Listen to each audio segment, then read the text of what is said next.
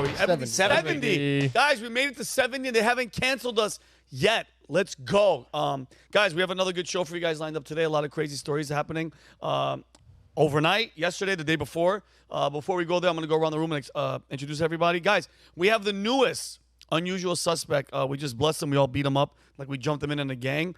Blood in, blood out. Huh? Blood in, blood out. But well, first of all, we have Connor. We have Rob Gargiulo. We have David Freihat. We have Viva Frey in the casa. But we have Daniel DeBrincat. Daniel works at Valuetainment, editor, actor, entrepreneur, you name it. David, Daniel, do us a question. Look in the mirror. I said mirror. Look in the camera. Tell everybody who you are, what you do, and why you love us so much. Hi, I'm Daniel DeBrincat. I serve Christ. I'm a servant of the Lord, and I work here at Valuetainment as a video editor and filmer and all this. And Unusual Suspects is my favorite thing that we make. And now you're here. Now I'm here. Now you made it, bro. Yes, how old are you? You look very young, if I may ask. I'm 24. You are very young. He's 24. When he talks about the Lord, bro, I'm not joking. Like he'll like it'll be like 11 at night. Like read this scripture. He's like, bro, I'm in bed. It's 3 o'clock in the morning, and I'm just looking up like this. It's like Revelation, and I'm like, oh God, there's a guy in a white horse coming. But no, we went to church. I'm actually getting baptized on Saturday, so it's gonna be. I will be there. I'm gonna get dumped. Congratulations. Thanks, buddy. Because you know what? When you're young and you get baptized, I didn't even ask. I didn't be like, yo. So I think this is a decision where, it's me, and I'm going to say I'm going to do it. But, Dave, you've been, Viva, you've been gone. Oh, I've been gone. Where the hell? Every time I looked at my phone, I'm like, dude, where is he? In Kenosha? So I drove from here, Miami or Florida, to Montreal, which is 24-hour straight driving. Then went to Toronto for a Rumble media event. Yeah. Then went to Milwaukee for the RNC. Yeah. Drove back to Montreal through Cleveland, and then drove back to Florida. Okay, 2 questions. It's crazy. How was Canada? It is like going into an insane asylum. It's like stepping foot into an insane asylum. And Montreal, Toronto as well, the homelessness has gotten exponentially worse. I was doing some videos about this when I was there. Where I used to live on Green Avenue, there's a place called the Atwater Market. It's like the tourist hub of Montreal. It's an old, beautiful building on the Lachine Canal. The Lachine Canal is the China Canal, which they thought they were finding a route to China when they found the canal. Whatever. Yeah. They've installed an open air, what is it called? Safe injection site and safe inhalation site right across from this tourist attraction, literally next door to a playground, and literally 1 spot over from a school. And it's an open air safe like injection junkie site. zone where you can just do crack and drugs and It's obscene. It's a residential area, and I'm not like saying literally next door like Rachel Maddow literally. It's the next door is a playground. And I'm sitting there and I see an orderly there working. I was like, what the hell's going on? And I ask him some questions. And it's like, how is this going? He says, well, it's only been here a few weeks, and they're not offering any rehabilitation. No. They're just offering a place to do needle drugs and smoke crack. And as I'm talking to the guy, I see another guy just throw a needle into the grass. And that's like, so who picks up the needles? It's like, oh, so someone comes around at the end of the day and picks up needles. It's like it's by design to destroy civil society. Okay, the leadership, okay, Trudeau. What, and then the people. I know people get, they talk to me on social media, but it's like, bro, what the hell is going on? I haven't heard one positive thing come out of Canada. Period. I feel bad ragging on it because it is my homeland and I'm still a Canadian. You couldn't even chalk this only up to Trudeau because this is like at the municipal level. This is Valérie Plante, the woman who you may or may not have seen collapsed live on air. She was the one who imposed a vaccine mandate on civil servants. It's mayoral, it's provincial, it's national. We're living in a country now where they're like not just normalizing, but making it seem like it's a morally good thing to have, safe injection sites when there's nobody offering rehabilitation. It's just aiding and abetting degeneracy and illegal behavior. What was your favorite? Well, that always helps when you give addicts more drugs to do. That'll get them to stop doing the drugs. Oh, they don't give them the drugs because that would be illegal. They just give them a safe place to inject the drugs. And I see this guy, there's like a 33-year-old well-built orderly guy going around making sure no one's overdosing. And I'm like, so that's it. Like, well, that's not the solution. Like, it boggles my mind, but nothing when it comes to Canada, bro. I know, it's unbelievable. It's orbiting the event horizon of a point of no return. What was the best thing that you saw? What was the greatest experience you had? It's a beautiful province. You cross over from Vermont into the eastern townships. Yeah. It's just beautiful. The fishing is great. Yeah. But it's amazing how a government can destroy a country Ugh, in short time. But yeah, dude, that drives me crazy. But okay, guys, so I'm gonna give a quick rundown. So I'm gonna be talking about Taylor Swift here in a second. Rob G's gonna be talking about the 9/11. I think we talked about it, Rob. Did we talk about it on this show? The 9/11 plea deal, guys. I don't think we did. Okay, so was it 2 or 3 terrorists? 3 terrorists. 3 terrorists that were behind 9/11. That if that's what you believe, they thwarted their plan. They got these guys that planned it. Mohammed something, whatever. There's like 9 names he has. They were arrested. He's been in jail for how many years? 20. They caught him in 2000, I believe 2003, so he's been in jail for 20 So they gave him a plea deal, but now it's been revoked. Rob's going to get into that. David, you're going to be talking about GARM, the whole WEF suing advertising, all that stuff. You got an update for that. Connor's going to be talking about Trump's press conference yesterday. I don't know if you guys saw it. He was going after reporters. It was, old school Trump, and we'll definitely get into that because I want to know what you guys think about this whole Kamala, the race. Daniel's going to be talking about Disney and the chemtrails? They're adding chemtrails and You'll see. Okay, it's crazy. That's it. Hey guys, so stay tuned for that one. But yeah, guys, we're gonna get right into Taylor Swift. She just canceled 3 of her concerts in Vienna. Did you hear about this? Oh yeah. In Vienna, Austria, they were part of her Eras tour due to thwarted. I love that word. Thwarted. Sounds like Batman. Terrorist plot linked to ISIS. They're back. Did you guys know that? It's like the Backstreet Boys. Who could have possibly foreseen such consequences of terrible immigration policies going back a decade? Isn't that weird? And then, so the concerts were scheduled for August 8th. What's today? Today's the 9th. So yesterday, today, and tomorrow, well, dude, hundreds of thousands of fans would have showed up, mostly young girls and gay men. So listen, if you're a terrorist, that's a win-win. Think about it. You know what I mean? Innocent children and gays. They're like, let's get in there. So that's if you're a terrorist. Good planning, at least, even though you got caught. So the concerts were canceled following the arrest of 3 men involved in planning the attack. One of the suspects arrested was 19 years old. He was found with chemicals, explosive substances at his home in Ternitz, Austria. He was planning on using a dirty bomb and drive it into the crowd of 20,000 people. They plan to do this on the outside. Good Lord. Because apparently The concert was going to hold 60,000, and there were going to be 20,000 watching 20,000 outside. there. Dude, I saw a video yesterday, guys.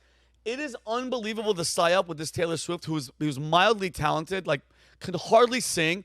Dude, I saw the stadium, Robbie. Like if you look in the stadium, not one empty seat, and then there was a mountain behind it that had 40,000 people just looking over into the. Well, there is an irony to all of this that ISIS going after Taylor Swift, outspoken critic of Donald Trump, and supporting an administration that has arguably left a border open for these very types of attacks to occur in her homeland. Does she not understand? Like, she'll never be not a target of the very bad policies that she's supporting. I love that. By the way, I love that you said that because, I had that later in the notes. Like, this is Taylor Swift. Her number one thing was climate change. They did a tracking of her private jet. Dude, it was, if you guys want to go on X and look at Taylor Swift's private jet, and it just said something like she's all about it. It's impressive. Yeah, it's very, dude, it's amazing, and we're breathing it in. If you look up Taylor Swift emissions, though, you'll get different results. So you might bada bing, bada boom. But guys, you make a very, very good point. Think about it, guys. If you really break it down, she's all about that. She's gonna obviously come out, I think, in the next month or two, because all the celebrities are coming out. Beyonce's for Kamala. Taylor Swift not only was last week, in England, the stabbing of murder of 3 young girls at a Taylor Swift dance party. Now these guys are going after Taylor Swift. That's losing 200,000 fans, give or take. They're all screwed. Some people are flying from Chicago, all that. Taylor Swift, who are you voting for? Like, who do you guys think Taylor Swift? Donald Trump literally decimated ISIS. Done. Finished. Gone. Wiped them out. Now all of a sudden we're getting all these ISIS folk. They're coming back. It's ISIS-K. It's like a diet. ISIS. Do they really call it ISIS? It's ISIS-K. Yeah, I'm going to get into it because they're like from like Iran and Russia and Chechnya and all these type of places. Connor, I have the background on the 3 people they've arrested. The third one was just grabbed, I think, like yesterday. Yesterday. Yep. They are all teenagers. Yeah. The oldest one, the believed ringleader, is an Austrian with North Macedonian roots. Yeah. He's 19. He's the one who had a lot of the ISIS-related materials, is believed to have pledged allegiance to ISIS on the internet a couple years ago. Then there's an 18-year-old Iraqi national. He was the one just arrested yesterday. And then a 17-year-old Austrian citizen from Turkey and Croatia. So when you see the reports come out and it says, the Austrian nationals, these are Austrian, what they're trying to do is obfuscate the fact that these are in large part people from other places. Just like with the Rwandan kid who stabbed 3 girls in England, they're trying to say, no, he was born in the UK. Yeah, but that doesn't mean he's British. That means he's the child of immigrants. Exactly. And that's a whole separate thing. Now, what's going on in the UK right now is different because it's a bunch of stuff against Muslims, even though the kid wasn't Muslim. It doesn't seem like he's even from that same community, but that's just the problem going on there. But again, like you said, Vinny, ISIS is back. Yeah. ISIS has been silent since they killed Abu Bakr al-Baghdadi. Bakr. He died like a dog. Died like beautiful dog. We didn't hear anything from them until the Afghanistan pullout when they bombed the airport. Yeah. And it's like Trump more or less fixed it. Yep. Trump left, and suddenly ISIS is back. Yeah, Just in time for the election. Yeah, and Jake, you showed this photo. Look at this guy. By the way, and I'm pissed off that they're covering his face. I know. I don't give a listen. Young, whatever. I don't care. Show his face. They also blurred out his shirt. They blurred out every. Yeah, they blurred out everything. Why? But bro, it's like. By the way, The UK is notoriously strict about blurring out the faces of minors. I don't give a. Listen to me. Or accused who have not yet been convicted. Yeah, but guess what? I don't give 2 craps.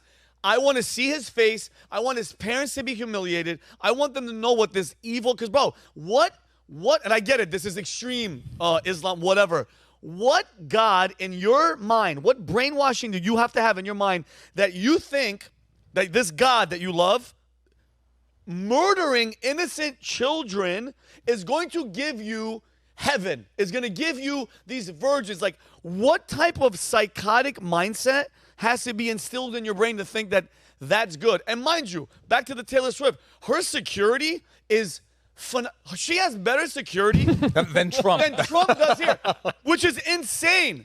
Taylor Swift, and mind you, because U.S. spies and foiled this plan, they're saying Austrian authorities, they're involved, but America was involved finding out these guys because, dude, Taylor Swift, she's a money cow. She's a cash cow. Go ahead, Well, Connor. the 17-year-old that was arrested in connection with this, he's the one who had all the chemicals for alleged bomb making.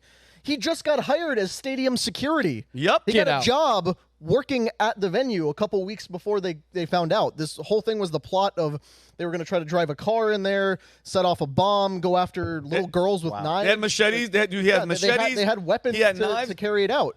So they hired the guy. Yeah, he's secure. No background, First of no all, nothing. Who's hiring a 17-year-old as a security member? Yeah, That's insane. Yeah. What? I don't understand that. It is it's mind blowing. You do wonder, like Bongino always says, like how bad does it have to get for people to change their minds? How bad does it have to get for people to realize that these celebrities who have the biggest fences, the most armed security, they live with all of the privileges that are not afforded to the people that they actually want to deny these privileges to. Yeah. They fly their jets around and emit more gases than any normal citizen, but they have to. It's hypocrisy, but it's also, Gad Saad's term, suicidal empathy. Like, you will have Taylor Swift. So like, oh no, diversity is our strength. Open borders. We don't want and disarm. Despite this, and sure, she'll be able to protect herself much more than the goers to her concert. Yeah. At what point do people just say, "Holy shit, it's dumb, bad policy"? Yep. And even I need to realize that now. Yep. Do you guys know like next week where her concert is, right, Rob? Where? You guys know where her next week's concert is? In England. She's going to go to England at Wembley, I think. I'm pretty sure it's next at Wembley Stadium in England. That sounds safe. Good luck with that. But then, Danny, so you hear this, what do you think? I look at it through a spiritual lens. I think that it's possible that she's a witch and worships the devil. It's possible. There's videos out there. There's videos. She said she's a witch as well. She has stated that she's a witch. But go ahead. And these could be some sort of rituals. Look. Yep. Go ahead. Allegedly. Yes. Obviously it was caught before it took place, and it must feel horrible to be an artist and have an attack happen at your concert. It's no good. Yeah. But it's also possible that maybe this is what the devil requires. Shed blood. Oh, I mean, I wouldn't put it past. Maybe. You never know. I mean, look at Which the- crap? I thought I was cynical and black. No, The Ariana Grande concert a few years ago. Right. That was in Manchester, I think. Manchester. Same thing.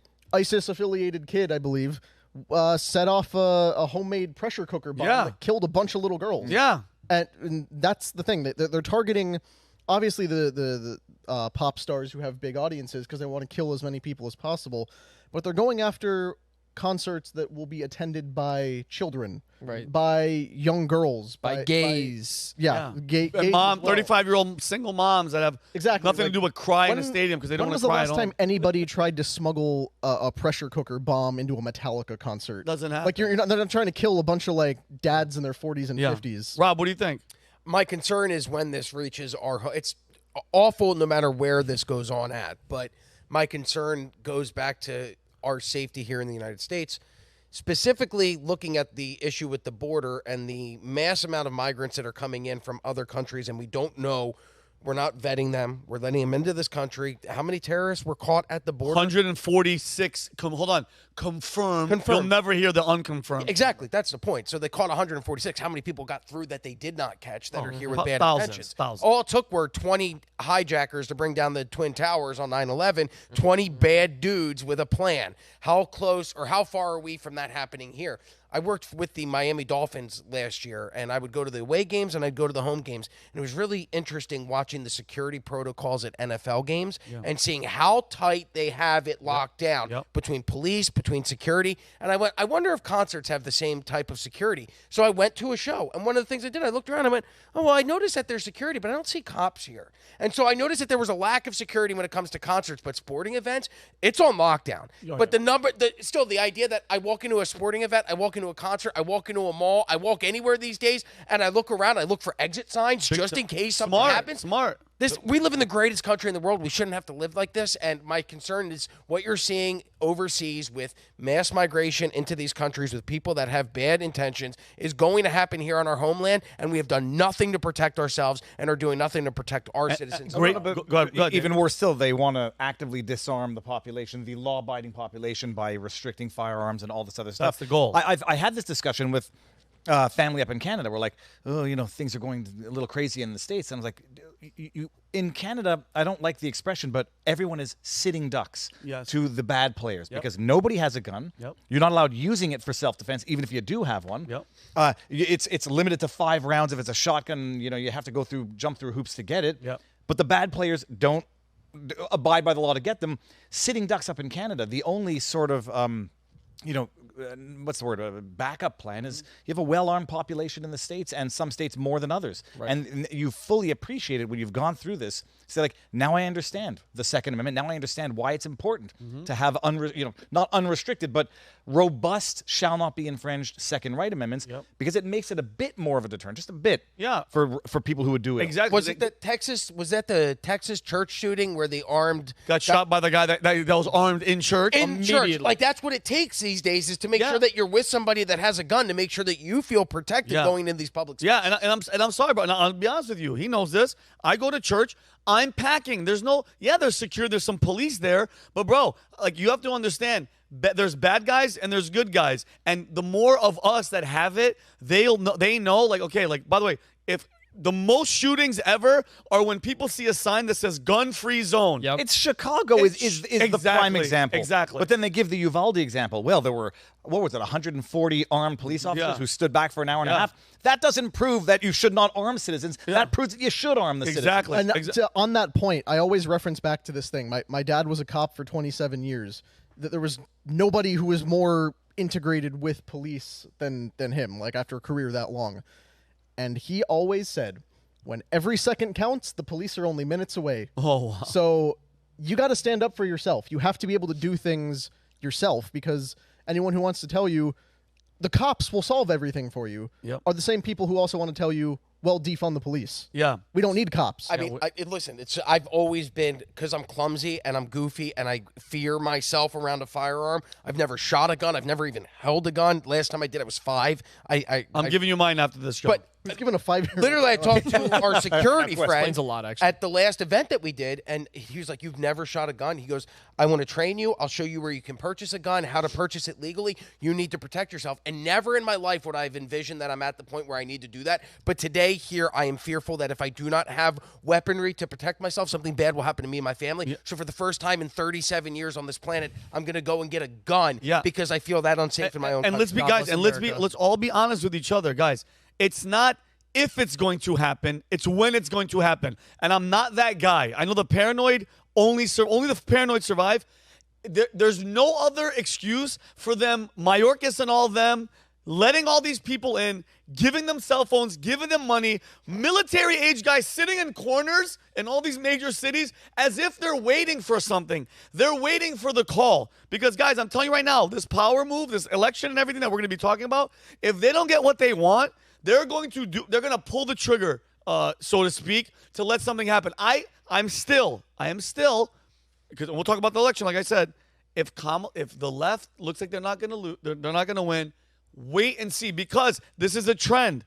Now ISIS is back. They're going after the Taylor Swift stuff. They're stabbing little girls. It's only a matter of time before it comes here. And just last thing, because I want to move on. They were, you want to talk about a psyop. The Taylor Swift concert gets canceled. I don't know if you guys saw this. They're interviewing people that were outside that were furious. One German girl. Oh yeah. Good Lord. Oh no, she was like, They love her that much. Yo, she's like, I don't care. I want to see Taylor. It's like, listen, Helga, ISIS is here, bitch. Go eat a sausage and a bratwurst and a beer. Like, she was furious. Look, man, if you think ISIS is radical, they got nothing on Swifties. If Donald Trump couldn't take out ISIS, dude, we might have to weaponize the Swifties to solve the problem. Now we're thinking. I think that will actually be the final nail in their coffin. But listen, and again, I think Rob or you said it. Thank God, David, that they stopped it. 200,000. God knows how many people. No, like honestly, thank God. Another added bonus is, 3 concerts weren't, so her music wasn't heard. So thank God, like they're slowing down her. I mean, say what you want. Well, I mean, after those congressional hearings of the failed Trump assassination, and they've basically shown what a bunch of incompetent boobs, at best, Secret Services. I mean, that's like an invitation to bad doers to go out and do bad things. Oh, for sure. Look how incompetent the SS is. Yeah. Imagine what an open, soft target like a concert is. Yeah. All right, guys. All right. Moving on. Next story. Rob G. The 9/11. So these terrorists. The 3 terrorists that we have, they got a plea deal to not get the death penalty, but now it got revoked, huh? Yes. So this first article came out on the 1st of August from CNN. If we could pull up the first article, it's U.S. reaches plea deal with alleged 9/11 mastermind Khalid Sheikh Mohammed. Look at that guy right there. I made this joke before we went live. I'm going to do it now. That's Ron Jeremy. That is Ron Jeremy. That's Ron He's Jeremy. starring in his new movie. The wall wasn't painted well behind him. Jeez. He looks horrible. He has a vest underneath his shirt. All right, go ahead, Rob. That is a hairy That's a hairy ass dude. That was like my uncle on a Sunday morning. And the weird part is the hair connects from the back to the chest all the way around, so there's no break in that hair. So masculine. Well, that guy was last week. It came out, or 2 weeks ago, August 1st. The U.S. had reached a plea deal with alleged 9/11 mastermind Khalid Sheikh Mohammed and 2 other defendants accused of plotting the 2001 9/11 terrorist attacks. The pre-trial agreement was reached after 27 months of negotiations. It took the death penalty off the table for Mohammed, Walid bin Atash, and Mustafa al-Haswani. They actually sent a letter to all of the 9/11 victims' families going, I know you lost your family and that's terrible and all, but we're going to let these guys live. So it was terrible. There was a bunch of outrage. People were really upset by this. I was upset by it. We talked about it on the PVD podcast. Yep. 2,977 Americans died on 9/11. And for these 3 dirtbags to be given, did the guys that were trapped on the 100th floor of the Twin Towers have a choice whether they wanted to live or die that day? No. So why do these scumbags? I love that. That great point. That. Yep, good. So there was outrage by everybody, but specifically what concerned a majority of people with ties to the families of 9/11 victims was that if there was no trial, the reason that they gave them the plea deal was because they did not want this case to go to trial. Part of the reason they didn't want it to go to trial is because these 3 guys were locked in Guantanamo Bay and there were torture tactics that were used on them. So they were concerned that the evidence that was obtained through the torture tactics of these guys would be inadmissible in court because they were obtained through torture. Yeah, because if you're getting waterboarded, you'll admit to killing JFK even though you weren't even born. Exactly. That's how bad it is. So they offer the plea deal, but the families were upset. And I'll read you a quote. This is from Brett Eagleson, the president of 9/11 Justice, an organization that represents 9/11 survivors and family members of the victims. He said that families were deeply troubled by these plea deals and pushed for more information about Saudi Arabia's involvement in the attacks. Brett goes on to say, we urge the administration to ensure that these deals do not close the door on obtaining critical information that can shed light on Saudi Arabia's role in the 9/11 attacks. Our quest for justice will not waver until the full truth is revealed and justice is served for the victims and their family. I'm all with you because, first of all, 16 or 17 of the hijackers from 9/11 were Saudi nationals. There's so many weird ties to Saudi Arabia and 9/11, and if this case doesn't go to trial, then they won't have discovery, and that evidence, any evidence that there may be of Saudi Arabia's involvement in the 9/11 attacks would never be released to the public because there'd be no trial. I want to, and I love, bro, being a New Yorker, being in the military, remembering exactly where I was when it happened. I was in Wisconsin on the Air Force shooting team, and between guys, I knew 2 days before, because my competition got canceled, something was going down. Just like Condoleezza Rice when she was calling her mayor friend and was like, "Hey, don't fly to New York today." Very suspicious. But I love that, Rob, because and you don't hear a lot about Saudi's involvement because we're kind of allies. Now we're not allies, but we're cool with Saudi Arabia. The other thing you don't hear about is the dancing Israelis who were recording the towers going down and cheering, and they got caught, and all of them were what? They had ties to Mossad? Yeah, they were held for like 45 days and then sent back to Israel. They were part of I believe it was called Urban Moving Company. Yeah. And then when they raided the offices for that company, they said it looked like guys had packed up in the middle of the night and fled. And there were computers left, there were documents left, but they just took everything else and took out. I'm so happy. Dude, I'm actually really happy because I think, listen, and believe what you want. These guys weren't. If they're terrorists, I believe they deserve to die. If they wanted to kill people, that guy's probably has a history. But I think the fact that it goes to trial, and I want to hear everything. I want to know everything. I want to know. I mean, we're never going to get the inside job story because from what we're seeing, bro, there's still to this day. Put building 1 and 2 to the side. Building number 7, you cannot convince me with any physicists. Nobody can convince me because I'm from New York and I've been there. Something that's further than a football field away caught fire from debris and fell collapsed down like that. You cannot convince me. If you want to call me a conspiracy theorist, go ahead. It's I believe this is true, and the internet will fact check me, that there had never been a steel structure skyrise that had collapsed under fire. Until then, and since then. And then they say, well, it got struck by the planes and the fuel. That doesn't explain building number 7. Yeah. And then they say, oh, well, the water get out of here. Yeah, get out of here. It's nonsense. But my question is, 21 years, and they haven't gone to trial or have gotten a plea? No, they've delayed the. Yes, originally this was supposed to go to trial in 2021, which is still 19 years after they captured him, 18 years.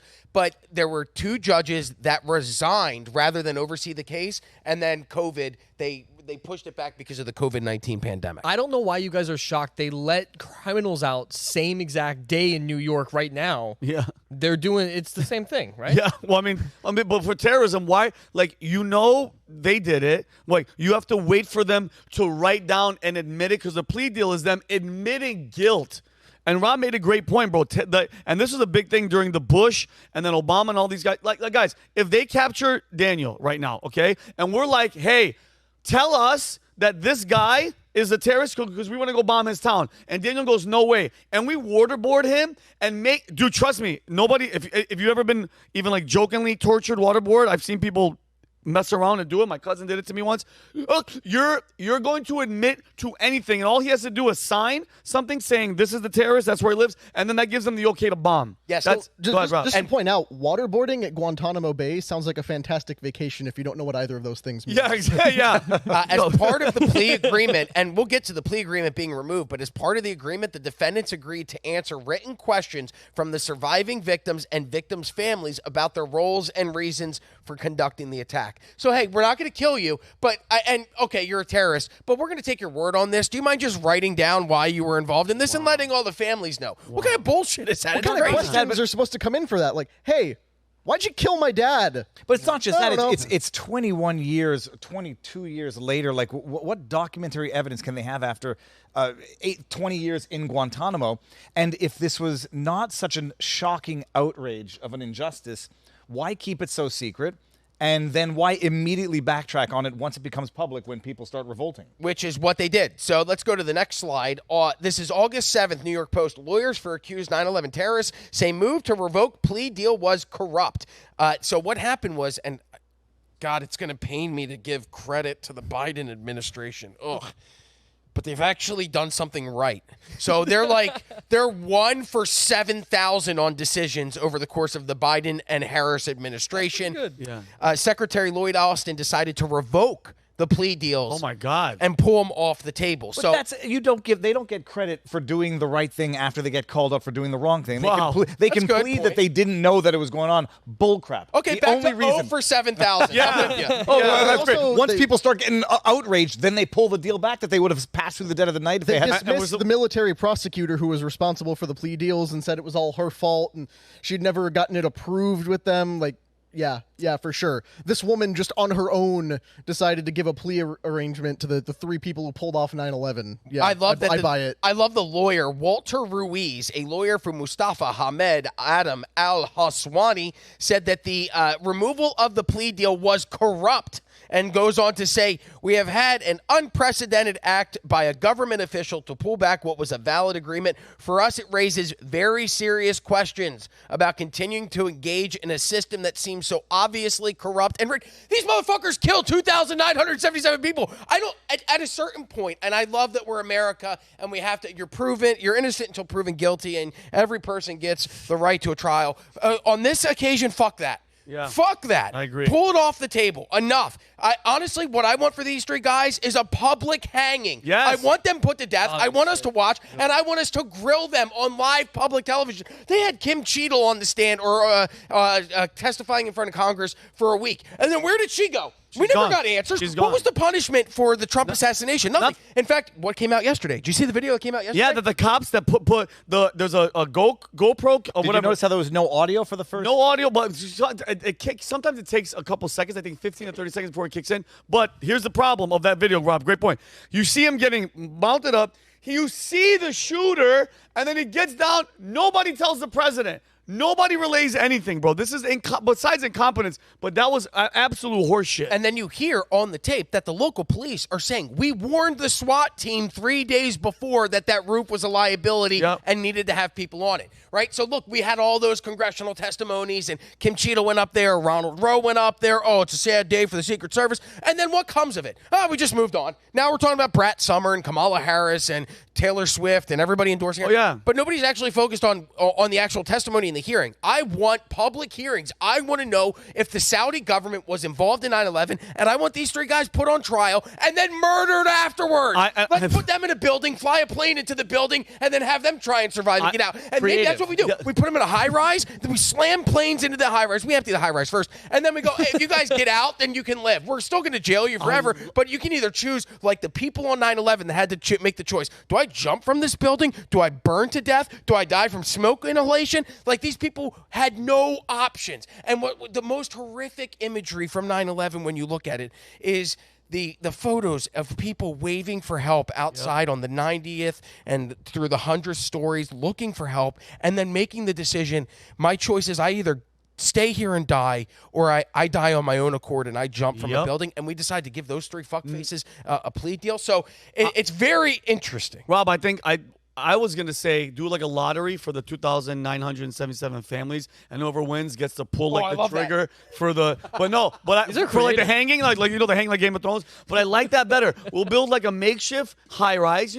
20 floors. We'll hit the middle of it so they have to jump off because they're going to die at 20 floors. Maybe make it 30, whatever. And then put one of the terrorists in another building 150 yards away, and then just have that one fall because he's going to be like, oh, I'm going to make it in here. This one isn't going to fall, and then we kill him too. No, because I think that message needs to go out. Just like with the parents as well. The parents of those school shooters, now, I forgot what state it was, they are actually going to jail because their kid did this offense. In Michigan. I want the parent, listen, if you raise a terrorist and you're one of these terrorists, I'm sorry, the mother and father of these terrorists, we're going to sign a law, and I'm sorry, you guys got to go too because you raised that kid. That's my opinion. Because you know what that'll do? Because terrorists love their mothers and fathers. Like that'll make a terrorist parent go, hey, listen, Amir, don't please. We just bought this house. I don't want you to, don't save it for later. Listen, because we need to have harsher consequences for terrorists, for murders. Because Robbie, you said that number. As you were saying it, I was hitting it actually, because when you just throw out 3,000, okay, 2,977 people died or burned or jumped, and we're gonna let these guys just live and sign little reports. I think it's horseshit. I always thought the United States didn't negotiate with terrorists, and we literally are now negotiating with terrorists. Sorry. Exactly. I don't remember where I was in 9/11 because I just turned 2 years old. I was gonna say you were probably sperm trying to find an egg. I was sperm trying to find an egg, and now I have a beard. Look, it's been that long. These guys are not sent away yet. It blows my mind. Say what you want about Kamala, but she's really good at sending people to prison. At least she's got that. Yeah, she's actually At very least. good. Well, we just need to plant weed on these 3 guys. Yeah. If she has weed, if they have weed, they're gonna go to prison for the rest of their life. Oh yeah, she'll give them the chair. Here's the thing that's kind of confusing to me at this point. Why is the United States government choosing to be such sticklers for due process on this case? Yeah. Like, they will screw over anybody at any time. What is Gitmo for? Guantanamo Bay exists for the government to get away with all the shady crap they can't actually do on U.S. territory. I agree. And you're supposed, they waterboarded Khalik Sheikh Mohammed to get information about Osama bin Laden. Yep. They torture people there all the time. That is supposed to be the place where That's all the of that's torture spot, happening. yeah. That's where they take the terrorists and do all the nefarious stuff that they can't legally do elsewhere. But suddenly, it's like, no, we have to presume innocent until proven guilty and give them representation and plea arrangements. Yeah. It's like, No. okay, It's crazy. Why'd you decide to do that now? They treat 9/11 terrorists better than they treat January 6th terrorists. If Yeah. you want to call them Yeah. that. Because the January 6th guys were innocent, or they were proven guilty before they could prove their innocence. It was, you were there on the Capitol that day, we're going to arrest you and we'll sort it out afterwards. But these guys, by the way, weird weeks in 9/11. Because, again, you're 24. So, I mean, this happened 23 years ago. And then all of a sudden this comes out from the New York Post. I'd like to show you Can we this. show this? This is the unseen 9/11 video found in a closet. A newly discovered footage shows unseen views of the moments the World Trade Centers collapsed after being struck by the 2 passenger jets on September 11th. A guy named Ki Sugumoto was living in the East Village in 2001, and he filmed it on a Sony VX2000 just after he saw the second aircraft hit the buildings. And then he put that footage away, and his nephew found it and released it for the world. But what's interesting, we've never seen the Twin Towers collapse from this angle. It's from the different side of a building. And according to all the reports, people are saying that it looks like a controlled demolition. I don't want to get into that conversation because I'm not an engineer. I'm not an architect. But I can tell you that there is an organization called Architects and Engineers for 9/11 Truth. It's more than 3,000 engineers and architects who say that the way that the Twin Towers collapsed could not have happened. Physically, it's impossible. According to physics, the laws of physics, it could not have collapsed the way that it did. And it's not like my mom saying it. Yeah. It's not like professional. Yeah, it's not like remember the guy from AutoZone with the firmament? I loved him, but it's not like that guy's coming on and saying, Wade. yeah. It's not him. These are legitimate. These are people that went to school for architecture and for engineering. These are people that risk their reputations and put their reputations on the line to go and try and prove that these buildings were brought down with something else other than the planes. It's just very interesting. If you guys want to roll the tape and take a look. Jake? What they're saying is there's white flashes towards the top corner. Top left? Before the building comes down. I just want you guys to take a look at this and decide for yourself. All right, go ahead. Yeah, look on the left side. See as it's going down. Oh, that's like 10 stories down, and then boom! That's a little baby. Yeah, but the issue, the argument is going to be that as things buckle, they spark and whatever. It kind of looks like the glass. only thing is now you reliving life backwards, having lived through 9/11, the COVID, and you have the people who signed the Great Barrington Declaration, professionals who were written off as crazy kooks, conspiracy theorists, anti-vaxxers, and they ended up being more right. And now going back and reassessing this, and you have the people who are trained in the industry that say no, this did not collapse like a natural collapse. And you can't write it off. What you can actually take for granted is that what we're told by the government about 9/11 is not the whole story and probably not true. And there's also, in addition to the architects and engineers, there's it's the pilots for 9/11 Truth. I forget the name of it, but it's an organization of pilots who talk about how the plane that smashed into the Pentagon, these are skilled, trained pilots who go, I could not pull that maneuver off. It was like a 180 corkscrew coming down.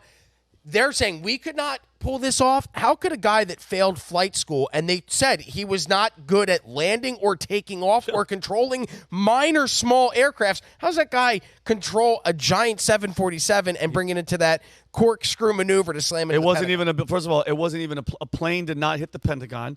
Period. End of story. It's the deeper question is, how do these people get away with it? I know Goebbels from the SS, the Hitler's boy, was like, the bigger the lie, the louder you scream it, the more the people will believe it.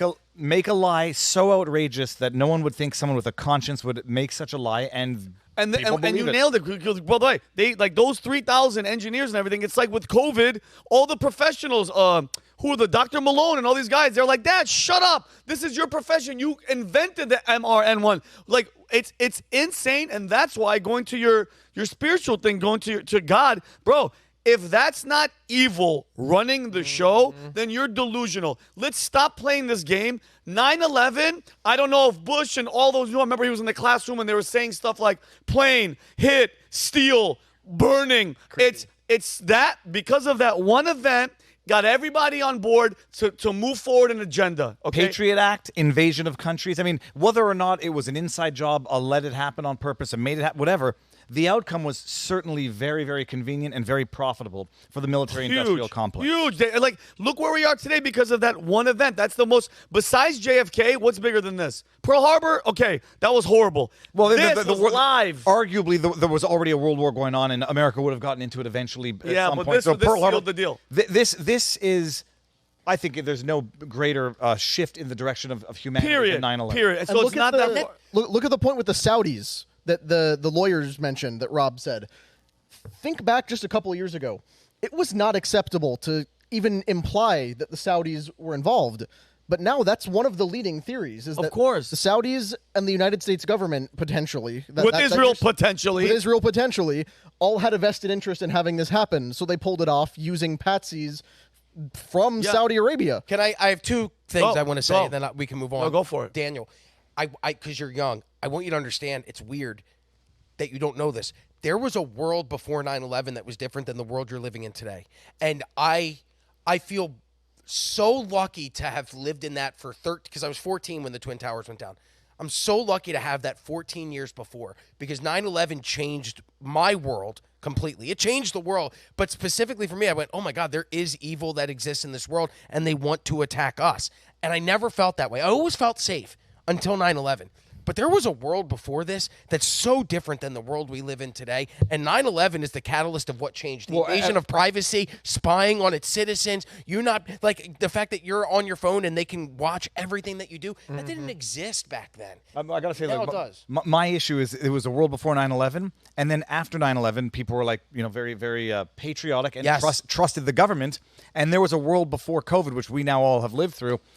If I had known at the time you could not trust the government as far as you could throw them, and the explanations they were giving you for going to war with Iraq were all a load of crap, I mean, I would have viewed 9/11 probably more like Alex Jones viewed it than like 21-year-old Viva Fry viewed it. Once you realize that the government is evil, you go back and you relive that, and you don't believe a damn word they say about it, and nor should you. And the one final thing I'd like to say, if you're ever in New York, one of the most moving things that I have ever gone to is the 9/11 museum. There is a room in the middle of I'm gonna try and not cry. In the middle of the memorial, there is a room where you can go in, and they have pictures of all of the victims, and you can hear the phone calls that these people are making, and it's so life-changing and moving. So if you ever have the opportunity, if you're ever in New York, go take a day. It's hard to go and walk through, but it gives you an appreciation for how delicate life can be, because those 2,977 people woke up on Tuesday, September 11th, 2001, like it was a normal day. They went to work like it was a normal day. They kissed their wives and children goodbye, thinking they'd come home that day, and they didn't. And for me, that's what makes me realize how fragile this life is that we have, and I think there's no better way to view that than to go and experience the 9/11 museum. So if you're ever out there in New York, in New Jersey, or the surrounding area, take the day trip and go and do it. It's worth it. I love it. Also, just to end with a little drop of conspiracy. The only evidence that a plane struck the Pentagon, I mean, they go with forensic evidence. Yeah. The only visual video evidence is 3 stills of a snap, snap, snap of the most secure building on Earth. I'm not saying what I believe and what I don't believe, but I don't believe that that is the only image they have, those 3 screenshots. They confiscated 80 cameras from gas stations, hotel surveillance cameers around that were said to have captured the impact. Also, this is the only angle of this side of the building. It's laughably implausible, or I should say angrily laughably implausible. They expect us to believe a lie. It's unbelievable. So guess what? We know who the real enemy is. And guess what? It's not so far-fetched to believe that governments were like sitting in a room and they went, you know what? How many are going to die? 3,000? Do it. Period. Guys, when people act like, you think the government 3,000? Yeah, our government dropped a bomb on fucking Hiroshima and killed 200,000 human beings, women, children. Like that. And they lied, and they said that it was a military installation or a military building. It was in the city. And lied about the fallout of the radioactive aftermath. Oh, yeah, the people are still dying. And the government lied about the safety and efficacy of a certain thing. It probably took more than 3,000 lives. Being sarcastic. Go to hell. Okay, moving on, guys. Rats jumping shit, people. Back to you. The GARM, this whole advertising for X, we saw videos, we touched on it, Brandon did earlier in the week. What the hell is going on? Well, if you want to know what communism is, people, it goes by wonderful acronyms like the Global Alliance for Responsible Media, which was an initiative of the WFA, which was the World Federation of Advertisers, which is a partner of the WEF, the World Economic Forum. Great. And their goal, their stated purpose, allegedly, was to ensure safety and thinking of the children in online content. Yeah. Okay, so there has been a lot of focus on these boycotts against social media companies, Rumble and Twitter in particular, where they got taken over by people who promote free speech and actually allow counter-narratives to be expressed. Massive boycotts. And people thought, Elon was being a bit of a baby. People think Chris Pavlovsky, CEO of Rumble, exaggerating these boycotts, or at least, claiming that they're unlawful when they're just people voting with their dollars, whatever. Okay, so the Rumble and Twitter just sued the WFA and a bunch of other defendants. Okay. Twitter sued Unilever, Mars, and a bunch of others who were exploiting, arguably, of antitrust monopoly powers to boycott for the purposes of coercing ideological compliance, not safety compliance. So basically, X being so free and they could talk about everybody, these guys are like, we're not going to let you promote Mercedes or whatever. Well, what it basically is, the WFA represents 90% of online ad spends. It's $700 or $900 billion annually. Jeez. It's a monopoly of advertising. They get the agencies, they get the products. If you want to become a member, you got to be compliant with safety protocol. Oh, God. The only problem is they quickly went from safety protocol to ideological narrative protocol, and we've now seen this because in the lawsuit that Rumble and Twitter filed, at least in Twitter, if we can bring up the second grab here, they filed an email that came from one of the directors at the WFA saying how Unilever is concerned about this is it?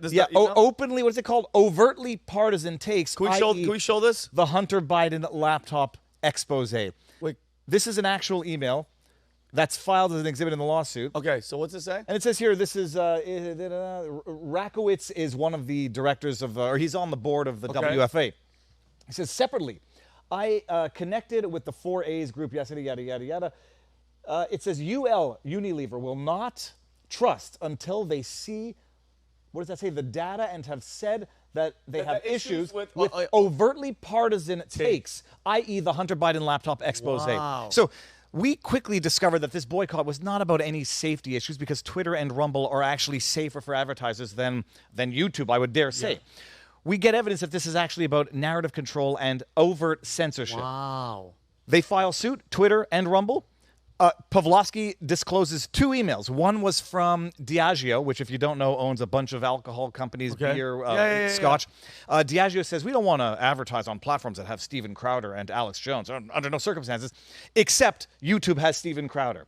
You got Dunkin' Donuts that said, we don't want to advertise on right-wing content. So Chris Pavlovsky discloses these 2 emails and says this was not about anything related to safety. It was about ideological exploitation of monopolistic powers. Which is illegal? It violates the Sherman Act. Whether or not this would have succeeded, we may or may not know. because the day or two after they file these lawsuits, the WFA, the World Federation of Advertisers, announces that its initiative through the GARM Global Global Association Alliance for Global Responsible Alliance Media. for Responsible Media. Alliance. They're disbanding the initiative. Oh, really? Rats jumping ship. And you ask yourself, well, why would they do that? Some people say, well, it's to avoid discovery. I'm not, look, former Quebec lawyer, I'm not convinced that they're going to avoid discovery because the entity still exists. Unilever still exists. The WFA still exists. They can still get these documents in discovery. The other flip side argument is they knew that they were causing unlawful damages to companies by wrongly exploiting of their monopolistic powers to affect unlawful boycotts. And so they say, we're going to minimize our losses now and just stop the initiative, bada bing, bada boom. But it's like the 2 days after they file suit, they're like, okay, well, shit, the jig is up and we're jumping. Did they Elon and all them for X? Is there like a monetary amount that they're going for the suit? Oh, it has to be billions, right? You imagine that. It's so wild also because they're exploiting of their monopoly to exclude certain platforms. Controlling a $700 billion ad spend, their average agency fees are probably 15%. They've got a cartel. This is basically a mob controlling it, and they're not controlling it for safety. They are controlling it to suppress the Hunter Biden laptop expose, which is election interference. Wow. And so the jig is up. There will still be, there should still be discovery if this survives a motion to dismiss. But it's, we have seen what they are doing. I just love it. What's up, Connor? Oh, well, like we talked about with Brandon when he covered the initial lawsuit for us on Wednesday, this has been the plan ever since Elon took over Twitter and has likely been in place before, but under liberal-controlled Twitter, nobody even noticed. Similar to the Media Matters campaign that I mentioned, where Elon sued them as well, and they laid off a ton of people. Manipulation for just following neo-Nazis and big brands to make their advertising show up next to pro-Nazi accounts, and then the advertisers pulled their stuff. Like, this is the very, very clear agenda of, if we do not like you, if we disagree with you on ideological grounds, we will make sure all of your money is taken away from you. There's really only one way Twitter makes money right now. Sure, you can try to buy Twitter Premium or whatever, but how much is that making them? It's unclear. But just like how companies like BlackRock and State Street and Vanguard will use asset management to leverage companies into doing ridiculous things for liberal globalism, the advertisers do the same thing. They're like, hey, you're a member of you don't want to be excluded from the responsible media, do you? Everybody loves responsible media. Come be a part of GARM. We'll represent you. But then if you don't toe the line, there's consequences for the companies as well. Bankrupt you. Exactly. And that's why I love this type of stuff, bro, because it's almost as if everything that they try to do, everything that these leftist scumbags are doing, it's only a matter of time till they get exposed, bro. It actually feels good. Neil Oliver, the Scottish journalist. Yeah. Amazing guy. I love him. I had him on. He said something that I'll never forget, where I said, the government is getting too big to fail. And he says in his wonderful accent, no, it's getting too big or it has to fail. And we're at the point where I believe, there's that expression, rice paddy to rice paddy in 3 generations. There's a Scottish version that the kid works, the father earns, the grandfather sells, and then the grandchildren beg. Yeah. Basically, Cycle. you're born into a system that you didn't build. You take it for granted, and then it falls apart. Yeah. Forgetting the baby Alex boomers. Soros. The Alex Soros getting involved in George Soros' empire. He didn't build it. He doesn't know what goes into it. Doesn't know how to work it. It will collapse. Yeah. Good. Understand though, and it's clear as day. We have had the WEF infiltrating elections in the West through these globalist initiatives that are all thinking about the children. And we now know that overtly partisan content, what they're basically saying is we are going to abuse of our monopoly powers to control narrative. It's against our bottom line. It's against the bottom line of our clients. They're paying more for advertising, although we're netting more from the advertising sales. Yeah. And we're going to control the narrative and bankrupt the platforms that allow for free speech. Speaking of elections, Viva, just to work in my VT.com plug for the episode, I just did a report right before we started filming. There's a company called Smartmatic that does voting software and builds voting machines. The president and founder of that company, along with 2 other company executives, were just indicted for fraud and money laundering and bribery. Whoa! For bribing election officials in the Philippines to give Smartmatic contracts to do their election. Who was back the in guy? 2016. What was the name? I don't want to mention the name that I remember offhand. Let me pull Let up him look at- BT.com right now. Yeah, so basically, it's I don't know if it's Dominion or any of these other. Roger Panate. Yes. Roger Panate. This company Italian? was started to run the Venezuelan elections under Hugo Chavez. Oh, weird. And they now run elections all over the planet. Are they doing Are they doing ours? They are involved here as well. Bro, I mean, There were all sorts of allegations that they sold hackable voting software to Dominion in 2020. Nice. And everybody said, Trump, you're insane. There's no evidence of this. And yeah. God forbid anyone And- mention Dominion voting machines. Yeah, they'll get that sued. might put VT out of business just for doing this segment. But it's important that now suddenly company executives are being indicted for fraud and bribery. And that's just in the Philippines. Imagine what they're doing here. Forget it. I forgot who it was. There was I saw a documentary on HBO or Netflix. I don't know what it was, and it was the guy opens. He's one of these guys that works in all these machines. He goes, every machine can be hacked. But everybody knew it for Everybody- the decade leading up to 2020. Yeah, exactly. Everybody knew it. So like, no, they're trustworthy. And then you hear reports of people putting in Thumb drives. or putting in like a Biden, a Trump vote, and when it spit it out, it wasn't it was a Biden one. What's that noise? Oh, I just heard something. Yeah, it was a car reverse. Oh, wait, and by the way, just for the viewers at home, there's a huge thunder. There's thunder. When you said rumble, thunder hit. And not just that, I heard it. I was like, did I leave the windows down on Oh the yeah. car? Oh no, on I'm your car. screwed if I did. But it was crazy. But yeah, man, it's wild. I'm just happy. I'm so happy, bro. I'm so happy because they went after, and I always praise Elon. Dude, again, for all I know, he could be the most evil person in the world when it comes down to it because he looks like he's a freaking savior of everything. He's giving us everything, Neuralink, all the Mars and all that stuff. You never know. I'm just so happy. Can you imagine what the It would be the greatest heel turn in human history if, like, one day he's just at a press conference and he rips off his mask and it's George Soros. Oh my God! Or just burning. It's like, no, it's my turn. Like, because bro, if you think about it, I mean, but look at what this guy did. This guy spent how many billions of dollars to give us this platform? If it, Rob, really put your mindset here, all of you. If right now Jack Dorsey still owns Twitter, are you getting any of the real news that you're getting? we are all in gulags. What? That Would be the reality. What are right you now. really? Where are you? Oh yeah, all your content would be done. Well, but it's not to lionize Elon Musk and say he's a hero. He might have money-based reasons for doing this. He might have a long-term plan. The bottom line is, in the moment right now, but for the grace of God, if he hadn't bought Twitter, I mean, who the hell knows what would happen to Trump right now? Oh, forget it. It'd be, But I want to just finish with this one thing to just make this. It's a load of steaming dog crap that advertisers don't want to advertise on right-wing content. It's a lie. They want to be where the eyeballs are. So, short of being on a decapitation video on YouTube, which is what brought about the first adpocalypse. Yeah. The idea that they want to advertise on Steven Crowder, bullcrap. You got Cadillac running their cars in bad movies. You've got product placement in the most nastiest of movies, drugs, violence. Yep. It's bullcrap. Yep. And the moment that these companies realize they're demonizing half a market that might have more spending power than the market that they're courting, they're going to turn around and start making different business. Yeah. That was my point, is that when you think about advertising, you want to advertise to customers who have money to spend on the products. In my time, I've always found that conservatives have more money. And they're active. Yeah, so they're more wealthy. They're more likely to get behind products that they support and endorse. So why would you want to alienate that audience? You said it perfectly. Why alienate the audience that's going to spend the money for an audience who's not going? Yeah, it's like the Bud Light freaking Dylan Mulvaney. Like, what the hell are you thinking? Well, dumb idiot. And they learned their lesson. And Dunkin' Donuts saying they don't want to advertise on Rumble, bullcrap. I mean, and I had Chris on Pavlovsky. Yeah. He's like, coffee is over leveraged on Rumble, where he had to explain what that means. But he's like, the viewers of Rumble drink more coffee than the average viewer of YouTube. Bull crap that they don't. They need a little kick in the ass. They need a little hashtag boycott Dunkin' Donuts for them to realize who they should be not kissing up to, but just opening the market to those are your stopping customers. ideological idiots. Yeah. All right.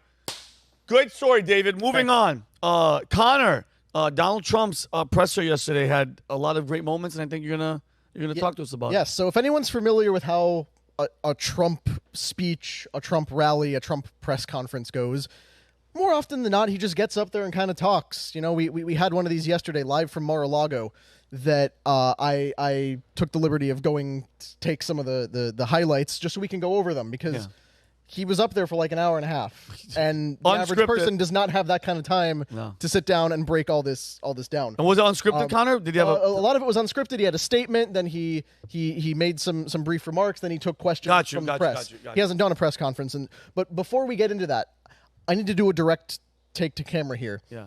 Tomorrow will be 4 weeks since this guy was shot in the friggin' head on national television. And nobody remembers or cares anymore. We have moved on. We care about other things now. We're talking about other subjects. People, 4 weeks ago, they shot him in the MFing head. Don't let them distract you from that. That was pretty significant. I have a friend who we were on the phone last night. It's my best friend of 26 years I've known him for, and we disagree politically on everything. He actually said that by repeating that Donald Trump was shot in the ear or head, I am fear-mongering. And I went, can you explain that to me? Because even the FBI came out and said Donald Trump was shot in the ear. So all this time, he's always been, you must trust the FBI. When they were doing Russian collusion, when COVID is going on, you must trust the FBI. All of a sudden, the FBI comes out with a finding, and they say, well, Donald Trump was shot in the head. And he's like, well, you can't trust the FBI. That quickly, one weird. sentence. And crazy. and Connor, great point. And dude, I absolutely love your passion. I've never seen you like this, and because you're absolutely right, they're brushing this over, and now it's Kamala, it's Waltz, it's the election. It's like, and guess what? Any average normal person that's awake is piecing together all the parts of the puzzle from Cheeto to FBI to the video that we just saw.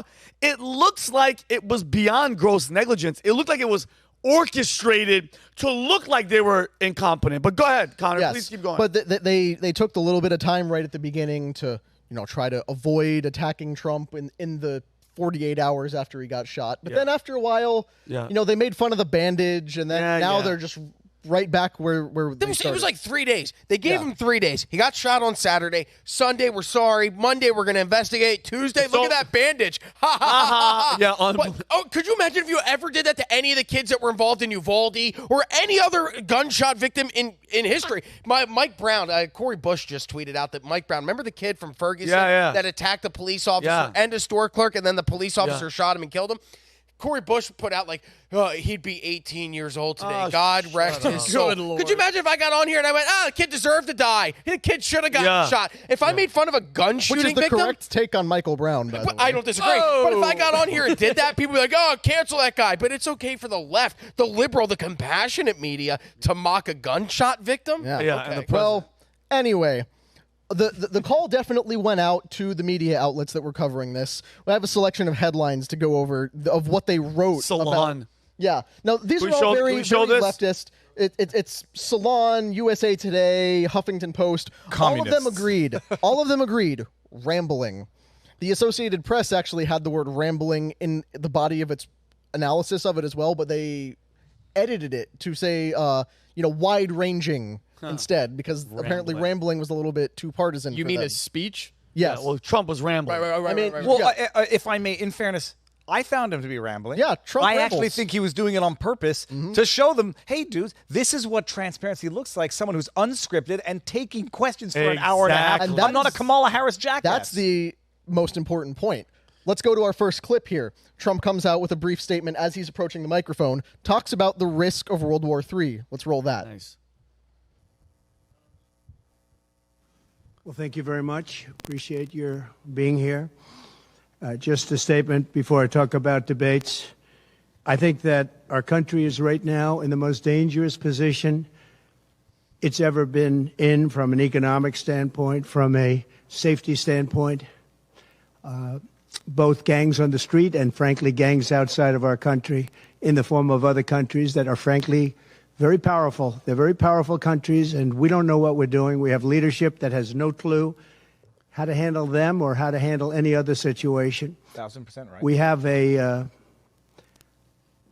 lot of bad things coming up. You could end up in a depression of the 1929 variety, which would be a devastating thing. Took many years, took decades to recover from it. And we're very close to that, and we're very close to a world war. In my opinion, we're very close to a world war. We have people that don't know how to handle it, They're not respected. All over the world, they're laughed at. And we can't have that. Most dangerous period of time I've ever seen for our country. Boom. 1,000% right on everything. Sobering words from President Donald Trump right there, and he's correct. With all the global conflicts, the idea of another 4 years of the Biden-Harris administration, or now the Harris-Walz administration, we're screwed, essentially. Yeah. What Vinny's talked about internationally all comes here. Yep. We're next. Yep. Our next clip, back to Viva's point about Kamala Harris not giving unscripted presidential interviews.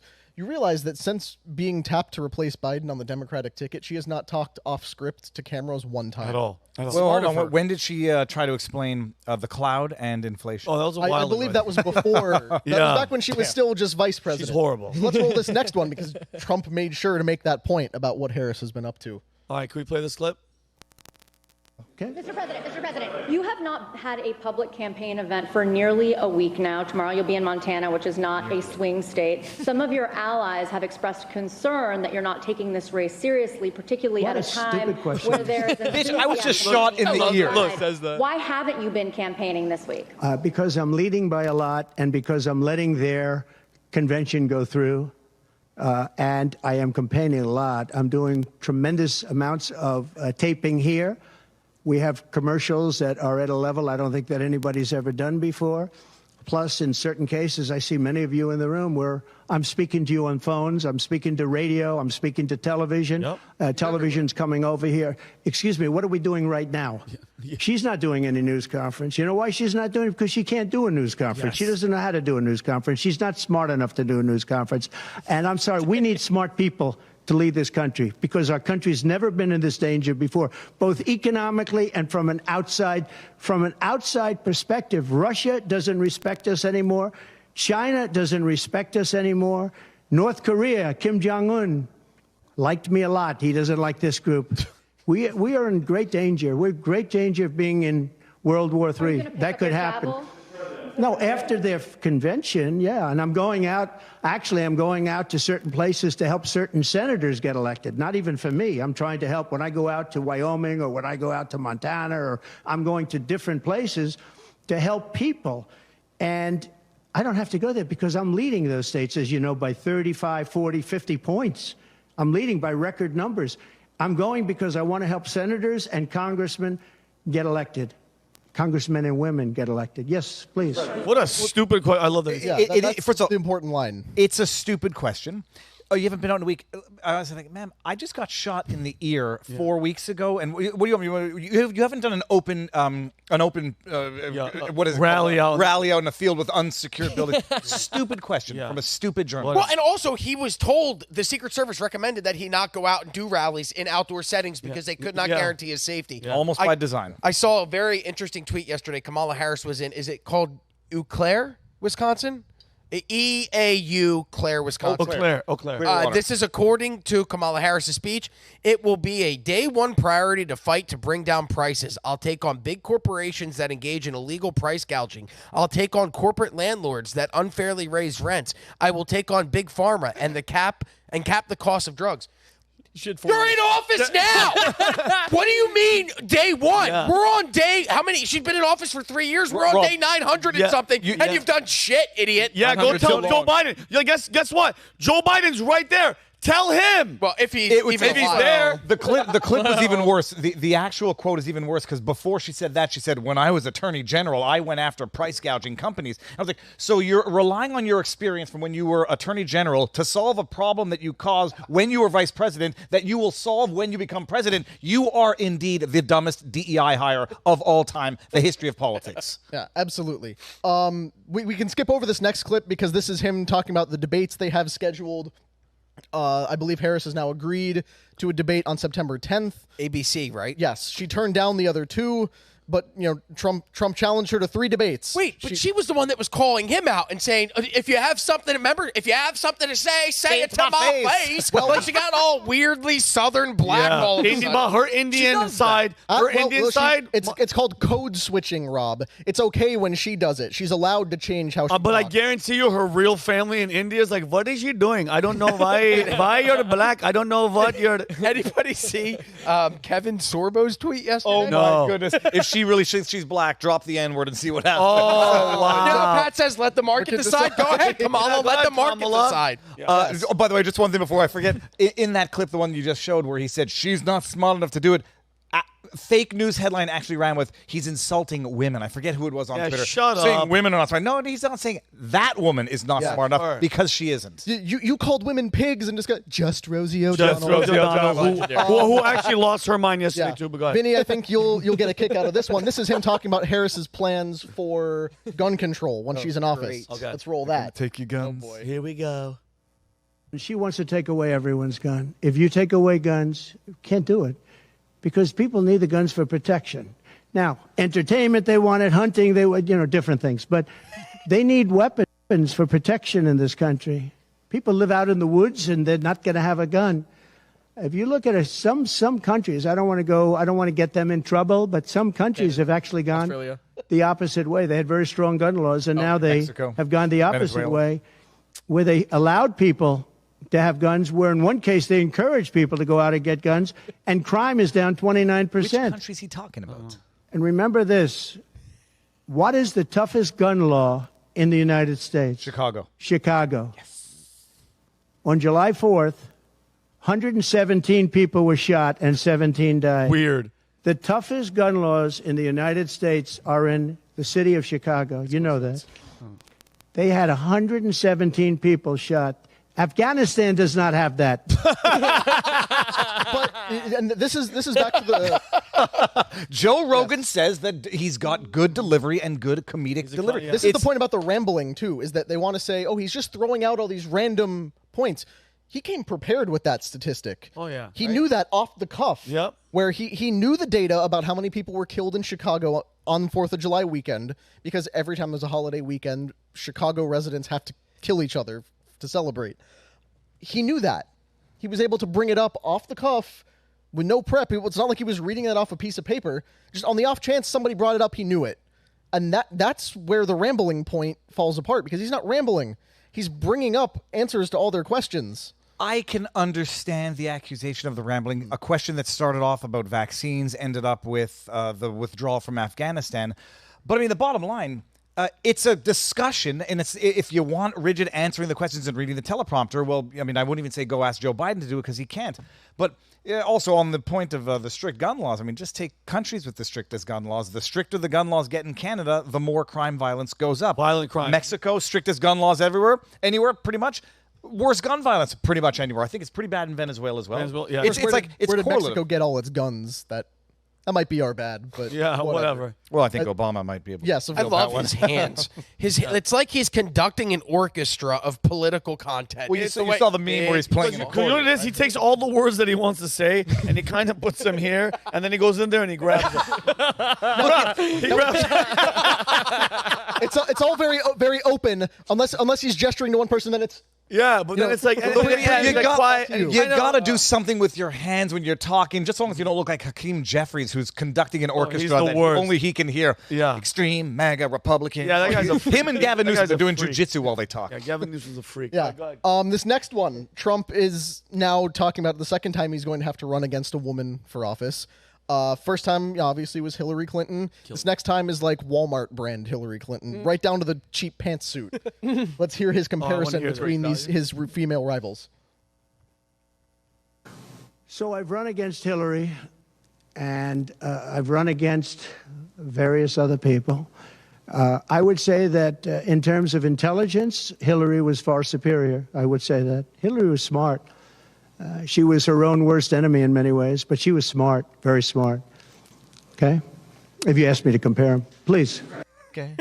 Well, I think that's a classy response. He didn't call her dumb. He called Hillary Clinton smart. No, dude, Hillary is cunning. She's deceitful. She's evil. She's disgusting. and she's smart. Like, bro, think about it. The whole Russia collusion. She got with the law firm. She made them go to FISA court in the FBI, and he's a Russian asset. Bro, people still believe it. What a tactic. I mean, you're an idiot, and you got caught because there was nothing actually that happened. Oh, no, there was Russia collusion. It just happened to be between the DNC and Russia. Yeah, exactly. Go ahead. So now Trump is also speaking out in defense of Joe Biden, who was undermined by his own party so Kamala could come in. Let's hear his defense of Sleepy Joe. We have a constitution. It's a very important document, and we live by it. She has no votes, and I'm very happy to run against her. I'm not complaining from that standpoint. And I hate to be defending him, but he did not want to leave. He wanted to see if he could win. They said, you're not going to win after the debate. They said, you're not going to win. You can't win. You're out. And at first they said it nicely, and he wasn't leaving. And then you know it better than anybody. Wait a minute. So when you think about it, they said at first they were going to go out to another vote. They were going to go through a primary system, a quick primary system, which it would have to be. And then it all disappeared, and they just picked a person that was the first out. She was the first loser, okay? So we call her the first loser. She was the first loser when, during the primary system. During the Democrat primary system, she was the first one to quit, and she quit. She had no votes, no support, and she was a bad debater, by the way, very bad debater. Yeah. And that's not the thing I'm looking forward to, but she was a bad debater. She did, obviously, a bad job. She never made it to Iowa. Then for some reason, and I know he regrets it, you do too, he picked her, and she turned on him too. She was working with the people that wanted him out. But the fact that you can get no votes, lose in the primary system, in other words, you had 14 or 15 people, she was the first one out, and that you can then be picked to run for president, it seems to me actually unconstitutional. Perhaps it's not. Okay, please. and can I ask you a question? Rob? Do me a favor, all of you guys. Where's the rambling? Those are facts. Those are facts that literally bother people because he's saying them out loud.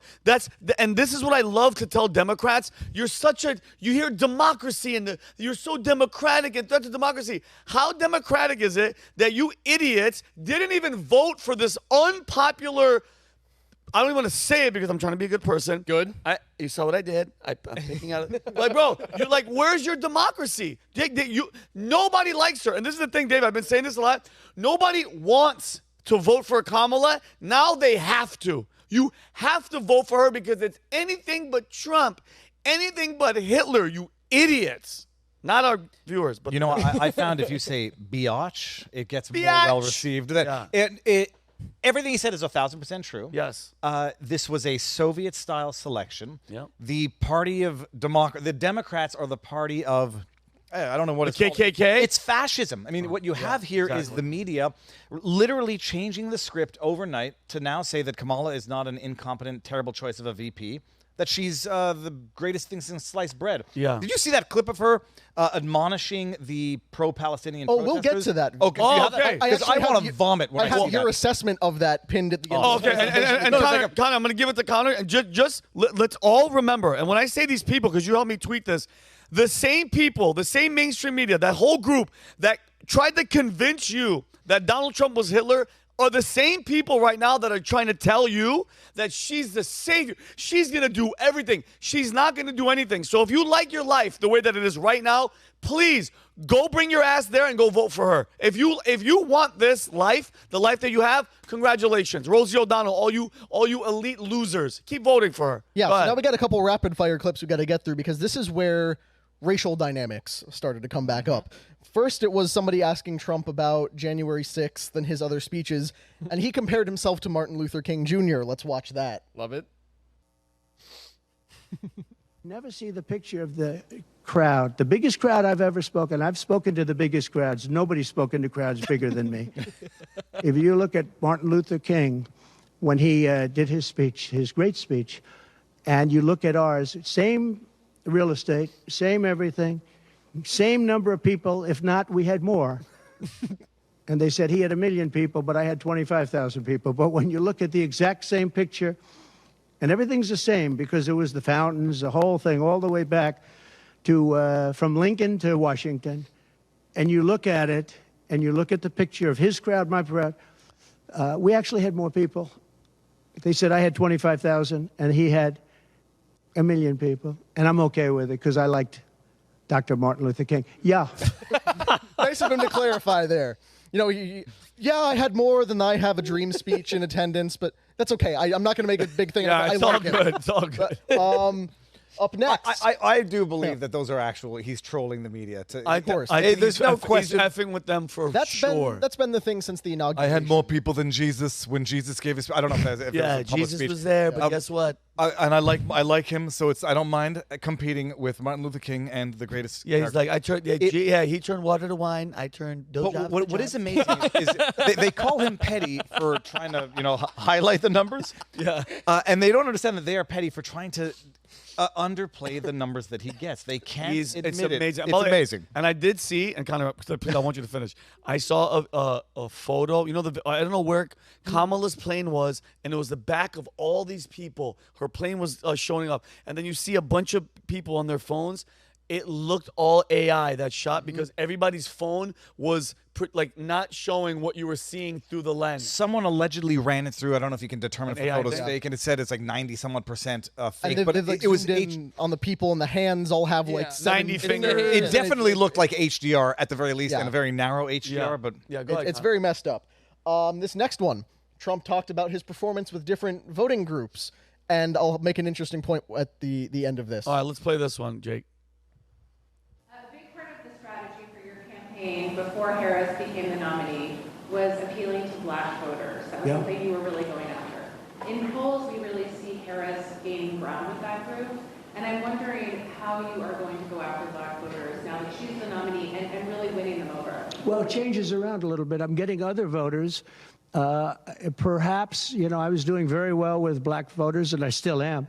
I seem to be doing very well with black males. This is according to polls, as you know. It's possible that I won't do as well with black women, but I do seem to be doing very well with other segments, extremely well with Hispanic. Jewish voters way up. Yep. White males way up. White males have gone through. White males way up. Yeah. Way up. I'm Middle Eastern, but still. So white male. I think that has a lot to do with the White Dudes for Harris video chat Yeah. a few weeks ago, where like I said during the episode where we talked about that was one of the first times I've ever heard white men acknowledged as an actual voting bloc. Ever. And now Trump's doing the same thing. Like, of course, white males are way up for Trump. That's been like his most secure group. So for him to actually seem excited about that as a white male voter is nice to hear. Yeah. But he's also saying, we're up with Jewish voters, we're up with Hispanic voters, we're up with black men. We might lose black women. They're for sure going to lose childless cat ladies, but Yeah. that's kind of J.D. Vance's fault. Yep. Not that they were doing great with that audience anyway. Yep. But his point about Jewish voters shows that right now, because of the Israel-Hamas conflict, the Jewish vote seems very much up for grabs. Here's this next clip of him talking about Jewish people who vote for Harris. Got it. And I say it, if anybody I know is Jewish and they would vote for Kamala over me, they should have their head examined. He's 1,000% right yet again. What has always driven me crazy is trying to understand why the demographic, Jews and blacks, 80+% vote Democrat, if not more. Why? And I don't understand why. When the policies they've implemented have simply not worked. I also don't understand why there is that virtual ideological unanimity or uniformity among a very broad demographic. What's the syndrome where you fall in love with your abuser? Stockholm syndrome. Stockholm syndrome is in the community of the black community and the Jew. It's- What makes you keep? If you don't like what's happening and it's been bad for all this time, why do you keep voting for the same people? I don't get it. It's branding. It's because you think that if you vote Democrat, it makes you a good person, and it's been branded like that. If you vote liberal, it makes you a liberal. The irony is, it's quite the opposite. And I don't he's 1,000% right. Yeah. And any person who identifies as Jewish and then says, "I'm going to now vote for the party that." Josh Shapiro was a scumbag of all scumbags. Not picking him is not an act of anti-Semitism. Just looking at the looking at the sentiment within the party. It's not a welcoming party for any ethnic, religious minority, and people need to understand that. Of course. Which brings us to our last clip, because Kamala Harris is also clearly making a play for the Jewish vote, and the fact that the Democratic base has shifted so heavily against Israel in a lot of ways. And, you know, we talk about Israel a lot on this podcast. I feel like it comes up. But all the people who are pro-Palestine, pro-Hamas are definitely Democrat voters right now. There's a huge chunk of the base that has been carved off because of that issue. And some of them showed up at a Harris rally to protest her. Here's her response to them when they started. She's getting heckled? Oh, wait. Please don't tell me she Oh, no, I haven't seen impersonates it. a You're Jew. going to vomit Okay, when you see her face. go ahead. Oh, no. He intends to surrender our fight against the climate crisis, and he intends to end the Affordable Care Act. You know what? If you want Donald Trump to win, then say that. Otherwise, I'm speaking. Oh, you go, girl. Go, girl. Snap, Oh, biatch. Look, wait, look at her face. Look at her face. And then she gets a scowl on. It's the substitute teacher trying to quiet down an unruly class. Look at right there, right there. Huh? You want some more? That's, you want some oh. more? And it's 45 seconds of her staring down. Look at, like, That's because her brain is empty. Yeah, So she there's has- just nothing rolling Look at her around now. in her head right now. she's thinking about who she can sleep with to make this stop. No, she thinks that she has just like won God. the Yeah, battle. she's God. As you can see, my little sticky note. Yes, queen. Yes, queen. And Go, did you girl. see the protesters in the back who she was actually like punching down on? Yeah, it's just a bunch of Kids, college kids who believe wrongly or rightly that there's a genocide going on and they want their voices to be heard. This Itchbay scowls at them and then you want him to win? Keep saying that. Otherwise, I'm talking. Yeah. Oh, Yeah, I'm and sorry. That's as I bring democracy. this as I bring this to a close, just so we can look at it while we talk. Throw up the next tweet. I have already there. threw up Just- a little bit. Just, Oh. just real quick. Viva! That's from Viva. I know that guy. Yeah. Kamala Harris gets heckled and reacts like a prissy, entitled kindergarten teacher. Viva, your thoughts that led to this take. It makes me sick to look at her and like stare them down. She goes like this. You understood? Yeah, like She's got her children. mob of sycophants. Like, shut up. I didn't invite you here to hear you. It's like Obama. Remember when he got heckled? He's like, I'm talking now. You'll have your chance. You can talk. Yeah. They never give him a chance to talk later. No. This is about browbeating, but also in Michigan to then dump on an element of her party and say, like, I'm of her party, of her Party. party, although it is a party. It makes me, I look at that video over and over again, but then I look at the video of Trump getting up after getting shot in the ear and saying, wait, and putting his fist up and saying, fight, and the crowd not saying, we're not going back. Oh, because at the end of that video, it's like, we're not going back. Yeah. The crowd chanting USA, staying cool, staying calm, staying collected, staying American. It's the difference between night and day. It's very representative of both of the candidates. One guy is wanting the American people his last message because he didn't know if there were other shooters there. They had no idea. You just got shot. You were down for 30 seconds. They lift you up, and he tells the crowd to fight. That's his response, to continue to fight and try and preserve the American way, whereas Kamala Harris's response is quiet down. I'm talking. You shut up. I'm speaking. Yeah. Trump's fight, hers, shut up. And that speaks volumes about the Republican Party and the Democratic Party and how they look at their constituents and treat their voters. It's also very reminiscent of her debate with Mike Pence back when, they were having the vice presidential face-off in 2020, where, they were doing the typical back and forth thing of, politicians speak over each other during debates. Only she did the snap look at him and said, Mr. Vice President, I'm speaking. And that was like, people were putting that on mugs and t-shirts like, yes, you go, girl. Yeah. Put him in his place. It was like this moment of female empowerment, but that's not how politicians talk to each other. It's not just that. It's that she knows she can get away with it because she's a woman, and she can play the woman card and say, when I say it, it's a man talking over a woman. So we're not actually equal. I'm actually going to play that inferiority card. Even worse, she's a black woman. So how dare you as a white man now overtalk a black woman? So not only are you sexist, you're also racist, and you don't respect black women of color. Well, And you're anti-Semitic because her husband's Jewish, so you are anti-Indian, anti-black, anti-Jew, and what anti-woman. You got to give the Democrats credit. What a great move, bro. What a great move to have her be in there as a DEI hire, because that's exactly what the hell she was. She has no business being the vice president. She makes zero decisions. She's the border czar. She's never been to the border. What a come on, you got to give them, you got to tip your hat. They put her in for this exact type of scenario, which it's not by accident. This is all on purpose, and you guys nailed it, because now you can't talk like that to a woman of color. What do you, and because and the only problem is Donald Trump doesn't give a damn. Donald Trump doesn't care. He's like, Thought she was Indian. Oh, now she's black. And there's now headlines coming out about how the media is afraid of how Trump will navigate the touchy situation of being on stage with a black woman. Yeah, guess so what? They're already He setting loves the the stage for it. blacks, and the Of course. blacks love Yeah. him. He said that. Kamala Very will well with the probably vote for blacks. him. Like, Yeah, exactly. I'm so good. Kamala's gonna vote for me when she realizes how bad she is. Yeah, Dan. All right, Connor, great story. Moving on. Last one, Daniel. When just reading the freaking thing, Disney is adding chemtrails to old movie. What the hell are you talking about? Yes, Disney Channel is adding chemtrails to old films. Is a fact? Hold on. Well, and you can see it in that picture right there. That's from the movie Cars. That's a came out- newer movie, Yeah. but apparently they're going back. There was this Chemtrails up in guy. the sky there. Chemtrails, they've been popping up in TV shows and movies for a while now because they're a part of our world now. Yeah. But this is a little bit of a newer phenomena. Okay. And so there's this gentleman that was speaking at a German medical conference, and he was saying how one of his patients got paid to edit the films. Okay, go for it. So let's play the clip. My clients, one of my patients, is a producer in Hollywood. 2 years ago, he received a task from Disney to go over and edit all the old Disney movies to put he's into German. the scenes of the sky these stripes. Then, for example, people say today, well, Klinger, you're talking about these stripes being formed on the sky today only as of late. Then they will say, hat die gleichen Streifen drin. look at this movie here from 1954. There are the same stripes at the sky.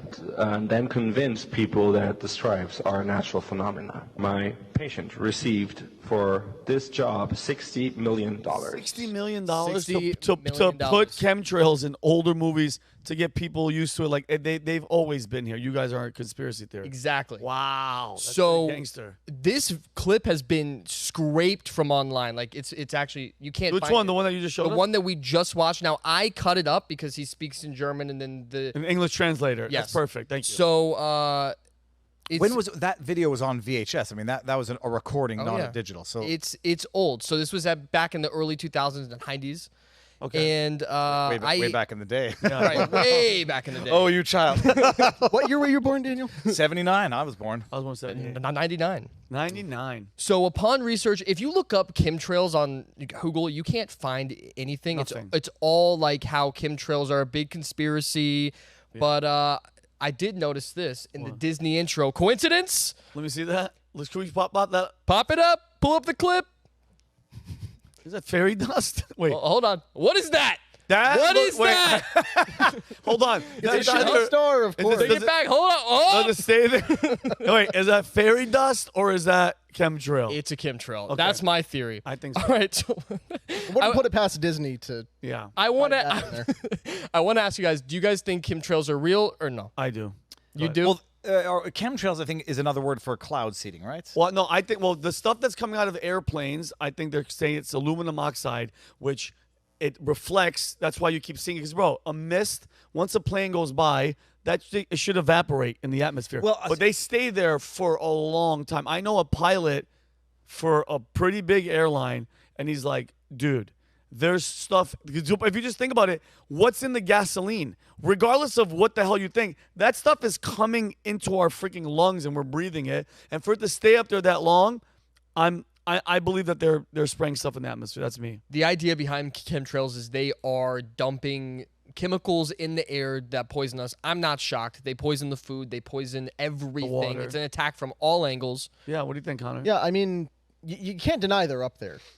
I see them. The question of what they are is really the Yeah. issue. Some people say, oh, it's just, as the plane emits things, they condense into a solid in the frigid atmosphere up there. Yeah. And then, eventually they drift away. But that doesn't explain why these things hold together. For you'll see a plane go by and the trail stays for the next day and a half. Yeah. That's not how that works. And then everybody in that neighborhood's they angry and trying to kill each other. Exactly. I love when you bring this topic up to people and they offer a slew of other options. It could be condensation. It could be release of gas. But then you go, well, could it be, what was the term that you called? Aluminum oxide. Yeah, they go, no, that's crazy. That's conspiracy theory. But you don't actually have a factual basis to counter that argument other than to say it's a conspiracy theory. Yeah. My dad's Instagram account has more photos of chemtrails than it does his grandchildren, his wife, his dog. My dad is obsessed to the point where we drove back to New Jersey last summer, and he was driving, and I look over, and he's taking photos while driving of chemtrails. And I go, Pop, pay the attention to the road. But he has been on this forever, and it's so weird.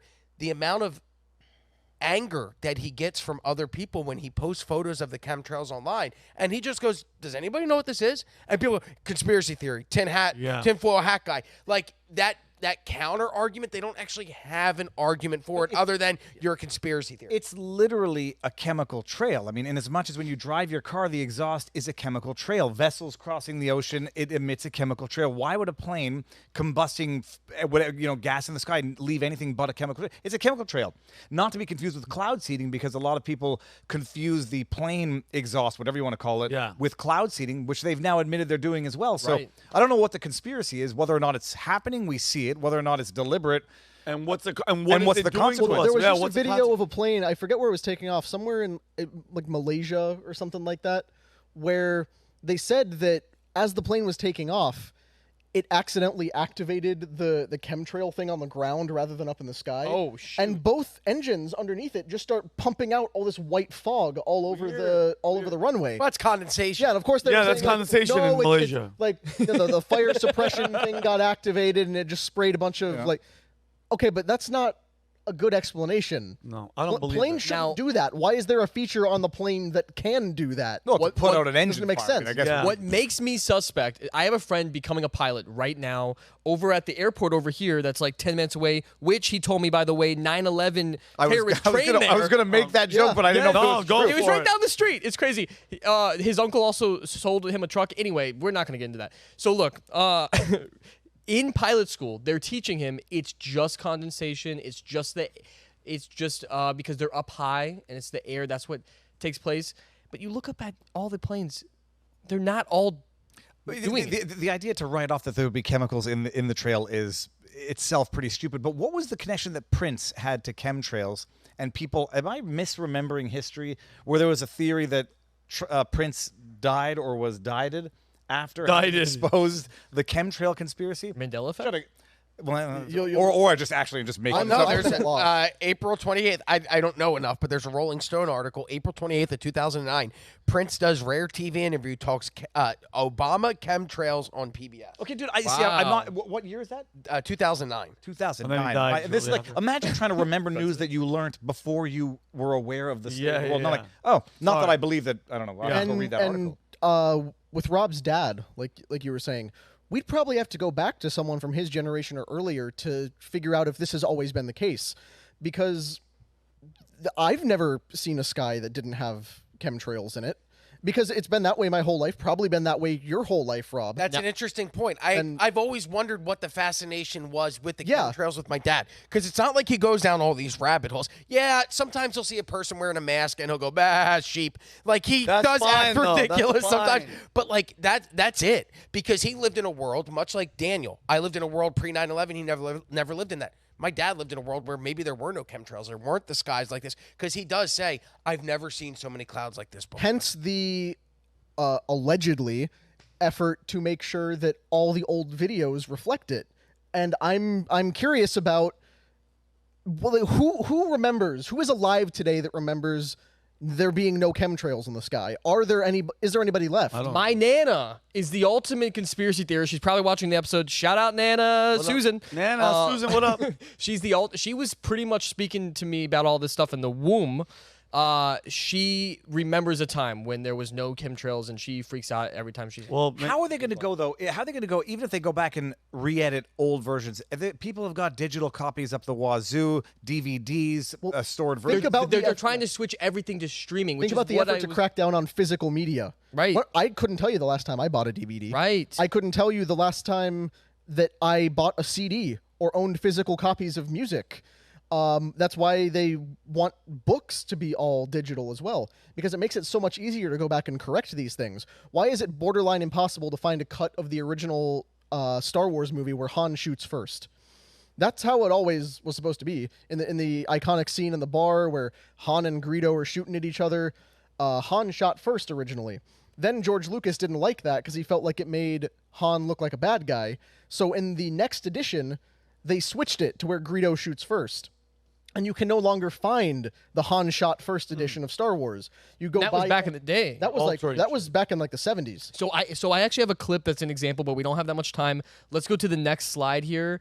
This is a most recent example from the movie Red Dawn, where they released the trailer and the flags, they were all Chinese. Oh, wow. And then once there was some uproar because China is a big movie, Of course. they pay us a lot. They had to go back and redo the entire ending of the movie. Yes, and That so is insane. that makes me think if they are adding the chemtrails, if they'll do a flag, those two things are kind of inconsequential. The Han's shot first. Look, what could they do in the future, especially if everything's being moved to streaming? What do you guys think would be like worst case scenario of something that they could do? This feels like 1984, where they're like, oh, you know, they're changing history in real Well, time. this is Bolshevism of editing people out of pictures with Joseph Stalin after he's had them killed. Yeah. This is Tearing down statues and destroying the history. erasing history and recreating it. And they've never had this kind of ability before, to where not only can they change the record, like if you read 1984, Winston Smith works in the department that alters old newspaper clippings. Yep. And there's a whole thing he goes into talking about how they know no one's ever going to go look at the archive, but they're adjusting the archive because it helps create the narrative moving forward. But who's going to pull up an old newspaper clip? Nobody did that at that point.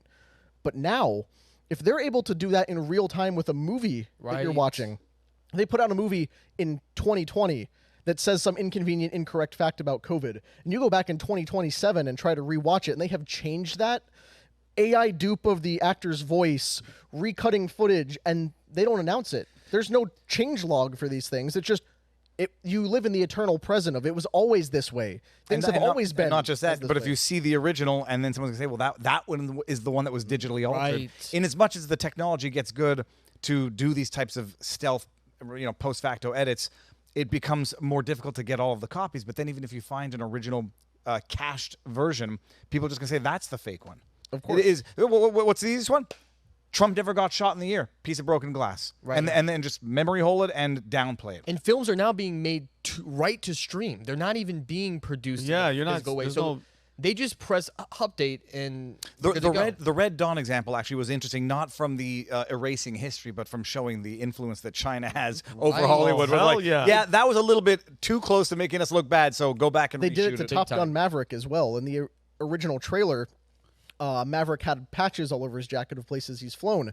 They had the Chinese flag on there, and they didn't like that.